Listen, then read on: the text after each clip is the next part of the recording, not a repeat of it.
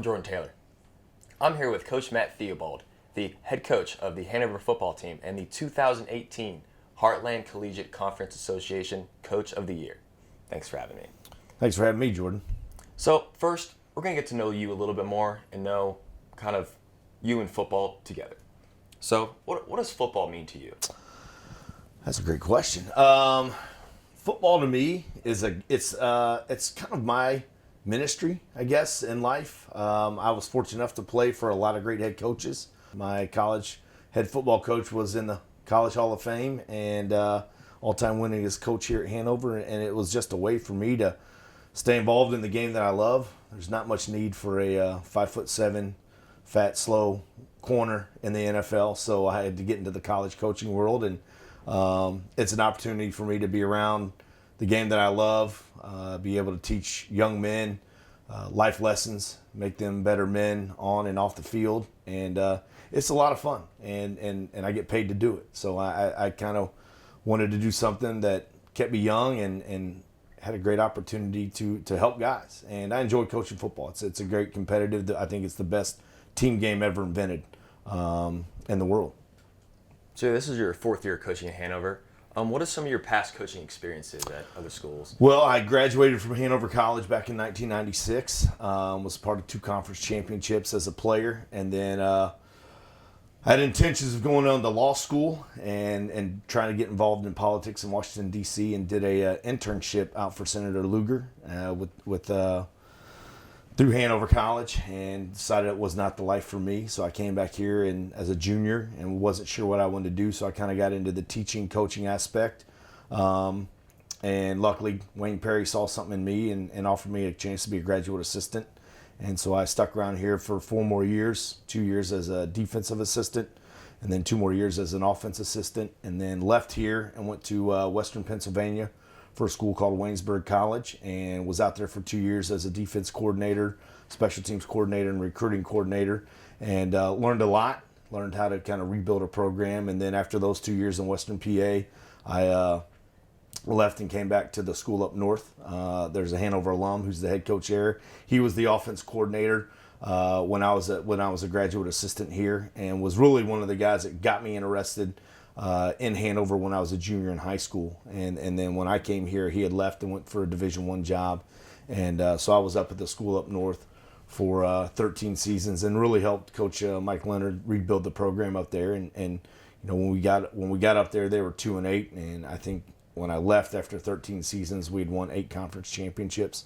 So really kind of helped give me a great blueprint on how to rebuild a program, and then I've been here for 4 years, and I was fortunate enough that I got to bring a lot of good coaches with me, guys that I enjoy working with every day and being around every day in the office, just because as a football coach we spend a tremendous amount of time here in the office and on the practice field and watching film, and they're great guys to work with. So it's not just me that's done this rebuild. I mean, it takes a village in everything that we do, and so I give a lot of the credit to those assistants. They've done a great job, and they're great recruiters, and they're great men and mentors for our football guys. So now that we got to know you a little bit more, let's start talking about kind of the season, what your plans are for the season. So what are your expectations from your team this year? Well, I think the expectations are the same as they are every year, and we want to continue to get better each and every day. We talk about being our best. It's our standard here, and we try to live to that standard every day, and so that we're going out on the practice field and in the classroom and in the community, and just being the best person that we can be, being the best football player that we can be, being the best student that we can be.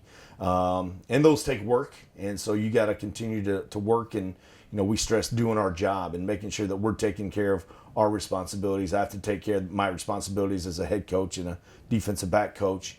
But also as a husband and a father, I've got to make sure I balance it all as well. And so it is a little bit of a juggling act on that end, but it's the same for our players. They've got to be great in the classroom and go to class and study for their tests and get their papers proofread. But just like they've got to be great in the weight room and stay in condition and be great football players and great teammates. And that's really the expectations for us. We want to try to come out and play good football, minimize our mistakes, and just take it one practice, one game at a time, and go out there and just, if you can walk off the field knowing that you did everything you could to give your team the opportunity to win, then you've succeeded. Win, lose, or draw, that's what it means to be a good football player. To go along with your expectations, of course, great expectations will help build and help keep your goals intact. What are your goals this season? The goals are always the same. Number one, we want to win the conference championship. And that currently kind of goes through us. I mean, we won it last year, but we shared it with Franklin and with Mount St. Joe, and we've talked about this year not sharing the stage. We don't want a three-way tie. We'd obviously like to win it outright. Obviously, we want to have a great team GPA. That's important because we're here as student athletes first. Beat Franklin. And that just goes with keeping the bell here, which we brought back for the first time in 15 years last year. And then I think the ultimate goal is you win the conference championship. Is to win a playoff game this year, because we made it there last year, and really practice on Thanksgiving morning. There's nothing like waking up that Thursday morning, getting a good 2-hour practice in early in the morning, and then kind of letting the guys go back and eat that Thanksgiving dinner, and then have them come back Friday morning and get on a bus or a plane and fly somewhere across the country and go play a second round national playoff game. It's something that has only been done once in the history of the football program, at least in the Division III era, back in 2000. So to play on that Thanksgiving Day, it's a tremendous feat. It's awesome. I've been a part of it a few times, and something I love for these guys to experience. Yeah, you talked a lot about that conference championship and how important it is for not only you, but Hanover and the players and all the other coaches. How do you plan on getting over the hump and winning that conference championship?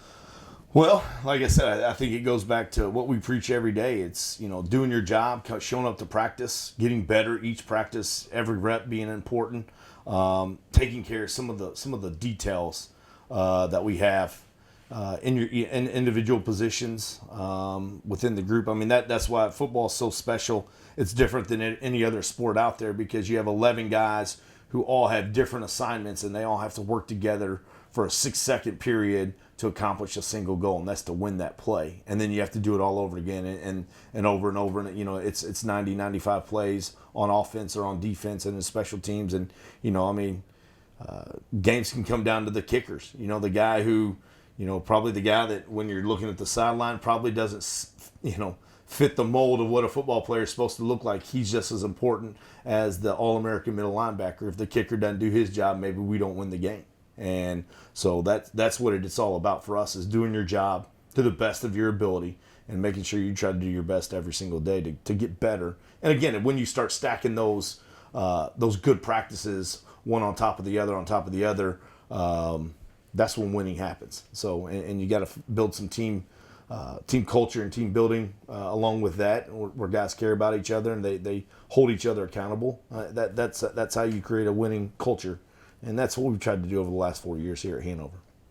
Yeah, you said 11-man team, they all come together for one play, try to get that one goal, and then you said that there's some times where the kicker or just one player needs to make that one play to kind of push it against to get that win. Who are those players you think that you are counting on this year that'll make those big plays? Oh gosh, we've got a ton of those guys. We're fortunate. This is our 4th year, so we've got some guys back with some experience. A guy, and I'll just touch on the defensive side first. But it kind of starts in the trenches. You got Carson Plessinger, Zeke Mora. We've got Matt Ryer, B.J. Williams. Are some guys up front that we really count on. Obviously, I think we had probably 2 of the best linebackers in the conference, maybe in the nation. Dakota Mannion and Kyle Trieber are both 2 guys in the middle that have been there. Dakota's been here, and Kyle both were 3-year starters. Got guys that Kiefer Ashkew, Ben Panitz, Cornell Dash are some guys that we asked to step up and make plays. And then Caleb Grabbert back in the secondary for us as well. So, the captains on defense are Dakota and Kyle and Zeke. And and Caleb, and those are kind of our 4 guys that we really look to lean on. But again, it's not one guy being better than the other. If the D-line doesn't do their job, then the linebackers aren't going to be. They're not going to be able to. They're not going to be free to make tackles. And if the DBs don't cover the receivers, then it doesn't matter what we do up front. But the D-line's got to get pressure on the linebacker. It's all a symbiotic relationship when it comes to that point. So offensively, I think we've got a lot of talent. Sean Cohen at running back. I mean, he was one of the top guys in the nation last year, our first 1,000-yard rusher since 2003. But we got Walt Bollinger with him, and we got some other young guys. Jake Namath is back, so there's 3 solid running backs. The quarterback is kind of a 3-headed monster here during training camp, and that's Noah Wazinski, A.J. Bright, and Alex Faber. And they all got a bunch of reps there. And up front, we've got a pretty veteran group back. Cam McClurg's coming back at center, and then Dylan Neff and Carter Chastain are holding the tackles down, and then we've got a couple guys, Metz and Big Sam Smith is back this year at the guard position, and we've got a young freshman that's going to be really, really good, we think. And then receiver-wise, we've got 6 good ones: Tyler Blystein, Jackson Doherty, Connor Gibson, Matt Pika, Frank, and Sam Jackson. So a lot of guys, and in our offense, you never see that one receiver who has a ton of catches. It's kind of by committee, and we want to kind of move the ball around and spread it around. I think each one of our starting receivers last year had over 30 catches, so that's usually not the norm in college football. Usually there's the one dominant guy, and then everybody else just kind of gets what's left over. Ours is a little bit more scheme stuff, and we're going to make sure that we're not throwing it just to one guy. We're throwing it to where we think schematically we can get that guy open. So, and then Austin Sawyer at the kicking, I can't forget those guys because they're important. And Obi, our punter, have done a great job, and excited to have those guys back with some experience. Well, thank you very much for joining me, Coach, and good luck on your season. Thank you very much, Jordan. Appreciate it.